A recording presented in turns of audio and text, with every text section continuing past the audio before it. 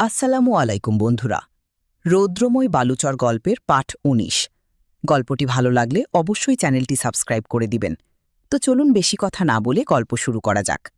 তোমরা বসো, আমি এক্ষুনি আসছি বলেই রান্নাঘরের দিকে চলে গেলেন মার্জিয়া বেগম। কিছু সময় পর হাতে করে একটা টিফিন কেরিয়ার আর বড় একটা থলে নিয়ে আসেন। বড় থলেটা জাহেদের হাত দিয়ে বলেন, একটাই পিঠে আর নাড়ু আছে বাবা, আমি খেলার করেছি তখন তোমার এগুলো খুব ভালো লেগেছে, বেশি করে দিয়েছি, সবাই খেয়েও কেমন। হাত বাড়িয়ে থলেটা নেয় জাহেদ। একদিকে ভালোও লাগছে, আবার কেমন লজ্জাও করছে তার। এখন মনে হচ্ছে তখন তেমনটা না করলেই ভালো হতো।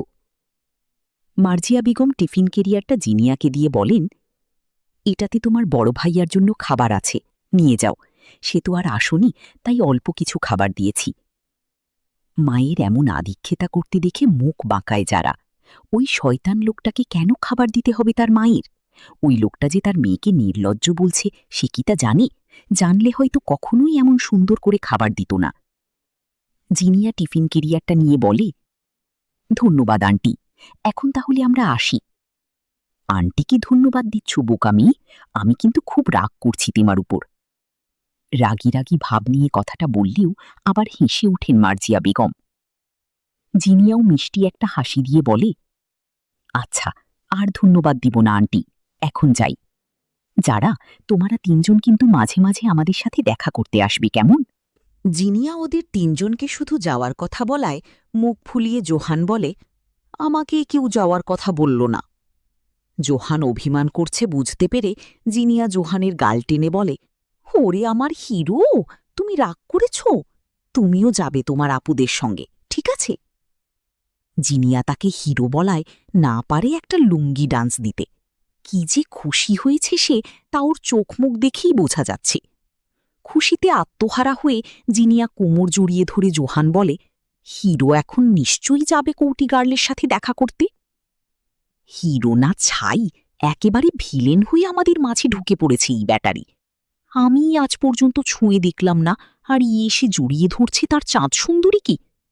মনে মনে কথাগুলো বলে জোহানের গোষ্ঠী শুদ্ধ করছে রোহান। আচ্ছা আপু, তোমার সবাই কিন্তু আবার আসবে আমাদের বাড়িতে, লজ্জা পাবে না, এটা কিন্তু তোমার বোনের বাড়ি, মনে থাকবে, বলল যারা। আচ্ছা ঠিক আছে, বলেই বাড়ির বাইরের দিকে হাঁটা দেয় সবাই।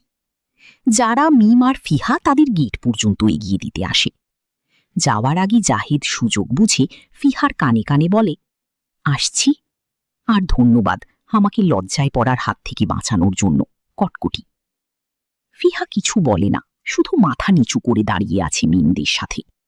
তার আজ জাহিদের দিকে তাকালেই কেন জানি লজ্জা করছে। যারা আর মিম পুরো কথা শুনতে না পারলেও ধন্যবাদটা শুনেছে। কি ব্যাপার জানো, ধন্যবাদ ধন্যবাদ, ভ্রু নাচিয়ে জিজ্ঞেস করে যারা। যার সাথে দেখা হলেই তোর সাথে ঝগড়া বেঁধে যায়, সে আজ তোকে ধন্যবাদ দিল? এখন বল, তোকে ধন্যবাদ কেন দিল ভাইয়া? জানতে চাইল মিম। যার সাথে দেখা হলেই তোর সাথে ঝগড়া বেঁধে যায়, সে আজ তোকে ধন্যবাদ দিল? এখন বলতো তোকে ধন্যবাদ কেন দিল ভাইয়া? জানতে চাইল মিম। দুই বান্ধবীকে এমন গোয়েন্দাদের মতো জেরা করতে দেখে লজ্জায় আরও যেন মিয়ে গেল ফিহা। না চাইতেও তার যেন লজ্জা আরও বেড়ে যাচ্ছে। যারার বাহুতে চাপড় মেরে বলে, ধ্যাত, ভালো লাগে না, আমি কি করে জানবো ধন্যবাদ কেন দিল আমার ওই জাহেদ খান? এখন ভিতরে চল, তারপর তোর ক্লাস নিব আমরা, বলল মিম। রোহান আর জিনিয়া পাশাপাশি হাঁটছে, কিন্তু কেউ কারো সাথে কথা বলছে না। তাদের মাঝে চলছে গভীর নীরবতা। জাহেদ জেরিনের হাত ধরে রোহানদের সামনে হাঁটছে। রোহান বারবার তার চাঁদ সুন্দরীকে আর চোখে দেখছে। ভালোবাসার মানুষকে লুকিয়ে দেখার মজাই আলাদা। রোহান জিনিয়াকে লক্ষ্য করছে। সে টিফিন কেরিয়ারটা একবার এই হাত তো একবার ও হাত। একটানা অনেকটা সময় টিফিন কেরিয়ার বহন করায় হয়তো হাতে ব্যথা করছে তার। কষ্ট করবে, তারপরও মুখ ফুটে তাকে বলবে নাই মেয়ে। তাই রোহান নিজেই নীরবতা ভেঙে বলে, ওইটা আমার হাতে দাও। জিনিয়া হাঁটার তালে থাকায় রোহানের কথা ভালো করে লক্ষ্য করেনি, শুধু বুঝতে পেরেছে রোহান তাকে কিছু বলেছে। তাই না বোঝার মতো করে বলে, কি, কিছু বলেছেন আপনি?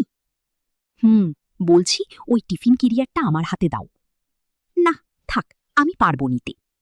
বেশি পাকামো করো না, দাও ওইটা আমার কাছে। জিনিয়া আর কথা না বাড়িয়ে টিফিন ক্যারিয়ারটা রোহানকে দিয়ে দেয়। কিছু সময় পর তারা সবাই বাড়িতে পৌঁছে যায়। বাড়ির ভিতরে এসে রোহান গলা ছেড়ে ডাক দেয় আরমানকে। আরমান, এই আরমান! রোহানের এমন গলা ছেড়ে ডাক শুনে আরমান বোঝাতে পারে তারা চলে এসেছে। কিন্তু এমন ষাঁড়ের মতো চেঁচানো কি আছে? তারা যে রাষ্ট্র উদ্ধার করে এসে তার সিগন্যাল দিচ্ছে মনে হচ্ছে আরমানের কাছে। আরমান না খেয়েই শুয়েছিল এতক্ষণ। বেড থেকে উঠে চলে আসে রুমের বাহিরে। ভ্রু কুঁচকে তাকায় সবার দিকে। রোহান আর জাহিদের হাতে এগুলো কি? এগুলো কি জানার জন্য রোহানকে জিজ্ঞেস করে, এগুলো কি তোদের হাতে? যাওয়ার সময় তো খালি হাতে গিয়েই এখন ভরা হাতে ফিরলি কিভাবে? রাস্তায় বসে আবার ভিক্ষে করিস তো তোরা দুইটা? ভিক্ষে করেই এনেছি তোর জন্য খাবার, নে ধর। টিফিন ক্যারিয়ারটা আরমানের দিকে এগিয়ে দিয়ে বলে রোহান। খাবার মানে? জাহেদ এবার কিছুটা ব্যঙ্গ করে বলে, হ্যাঁ, খাবার। আমাদের তো আর তোমার মতো না হওয়া শ্বশুরবাড়ি নেই যে খাবার দিবে। জাহেদের কথাই পা দিল না আরমান। রোহানের দিকে প্রশ্নসূচক দৃষ্টিতে তাকায়। আরে ভাই, এগুলো তোর শাশুড়ি পাঠিয়েছে, মানে জারার আম্মু, বলল রোহান। এই খাবারগুলো আমার জন্য পাঠিয়েছে? কিন্তু তিনি তো আমায় চেনেও না ঠিক করে। শুধু একবার শুনেছি আমাদের সাথে বড় ভাইও আছে। তুমি তো আমাদের সাথে যাওনি, তাই আন্টি তোমার জন্য খাবার পাঠিয়েছে। কি ভালো শাশুড়ি তোমার! জামাই না হওয়ার আগেই কেমন তোমার জামাই আদর করছে, বলল জাহিদ। রোহান আর জাহিদের মুখ থেকে বারবার শাশুড়ি ডাক শোনাটা বুঝতে পারল না জিনিয়া।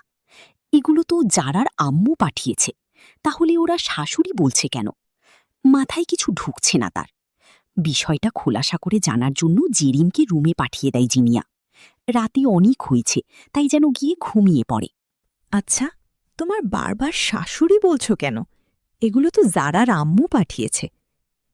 জিনিয়ার প্রশ্নে জাহিদ বলে, হ্যাঁ, সেটাই তো বলছি। জারার আম্মু তো শাশুড়ি হয় ভাইয়ার, আর জারা আমাদের ভাবি। বিস্তারিত দৃষ্টিতে তাকায় জিনিয়া জাহেদের দিকে। এসব কি বলছে তার ভাই? বড় ভাইয়া কবে জারাকে পছন্দ করে? সে তো কিছুই জানে না এসব। যারা তাদের ভাবি হয়ে গেল আর সে জানতেই পারল না। ছানা বড়া হয়ে যাওয়া চোখ নিয়ে জাহেদের দিকে তাকিয়ে জানতে চায়, যারা আমাদের ভাবি হলো কবে? অরও অনেক দিন আগে, তুই অনেক দেরি করে ফেলেছিস জানতে। ছু ছু। জিনিয়া এবার আরমানকে উদ্দেশ্য করে বলে, ভাইয়া, আমার কিন্তু জারাকে ভাবি বেশ পছন্দ হয়েছে। বোনের কথা কোনো প্রতিউত্তর করল না আরমান, শুধু বিনিময়ে মুচকি একটা হাসি দেয়। রাত 11 প্রায়। 3 বান্ধবী মিলে শুয়ে বসে গল্প করছে। গল্পের মেইনই বিষয় হল জাহিদ কেন ফিহাকে ধন্যবাদ দিল। এই নিয়ে ফিহার মাথা নষ্ট করে ফেলছে মিম আর জারা। ফিহাও কোনো কথা বলে পেরে উঠছে না তাদের সাথে। ফিহা যদি কিছু বলেও ওইটাতেও চিপ ধরে ওকে পচাচ্ছে। তাদের কথোপকথনের মাঝে ফোন বেজে ওঠে। কার ফোন বাজে দেখার জন্য 3 জন মোবাইল হাতে নেয়। দেখি জারার ফোন বাজছে। যারা ফোনের স্ক্রিনে তাকিয়ে হ্যাং হয়ে আছে। তাকে এত রাতে এই শয়তান লোকটা কেন ফোন করছে? ফোন ধরছে না সে, শুরু তাকিয়ে আছে। যারা ফোন রিসিভ করছে না দেখে ফিহা জারাকে হালকা ধাক্কা দিয়ে বলে, এই জানু, কলটা রিসিভ কর, বারবার কেটে যাচ্ছে তো। জানু, তুই এমনভাবে মোবাইলের স্ক্রিনে তাকিয়ে আছিস কেন? কে কল করেছে তোকে? জানতে চাইল মিম। যারা তাদের দুইজনের দিকে ফোনটা বাড়িয়ে দিয়ে বলে, ও, ওই শয়তান লোকটা ফোন করছে। জারার কথা বুঝল না দুইজন, তাই ফিহা বলে, কার কথা বলছিস তুই? কোন শয়তান লোক? ও, ওই আরমান খান, মানে জিনিয়া আপুর বড় ভাই। অবাক হই মিম বলে, জারার কথায় ফিহা হঠাৎ করে উত্তেজিত হয়ে বলে, তাড়াতাড়ি কলটা রিসিভ কর জানু, দেখ কোনো বিপদ হলো না তো আবার ওদের। ফিহার এমন করে উত্তেজিত হয়ে যাওয়াটা বিরক্তকর মনে হল মিমের কাছে। বিপদ হলে আর ও আগেই ফোন দিত নিশ্চয়ই। তারা তো সেই 9টার দিকে বাড়ি চলে গেছে। তাই কপাল কুচকে ফিহার দিকে তাকিয়ে বলে, তুই এত উত্তেজিত হচ্ছিস কেন? ফিহা ঘাবড়ে গিয়ে আমতা আমতা করে বলে, না, আমি কেন উত্তেজিত হব? যারা, কলটা রিসিভ করে দেখ কি বলে ভাইয়া। কলটা বাজতে বাজতে টেকে গেল এবার। যারা যে হাফ ছেড়ে বাঁচল। তার আর ওই শয়তান লোকটার সাথে কথা বলতে হবে না। কিন্তু তার ভাবনাকে ভুল প্রমাণ করে আবারও ফোন বেজে ওঠে। যারা মনে মনে ভাবে, উফ, আবার এই শয়তান লোকটা হঠাৎ কেন ফোন দিল?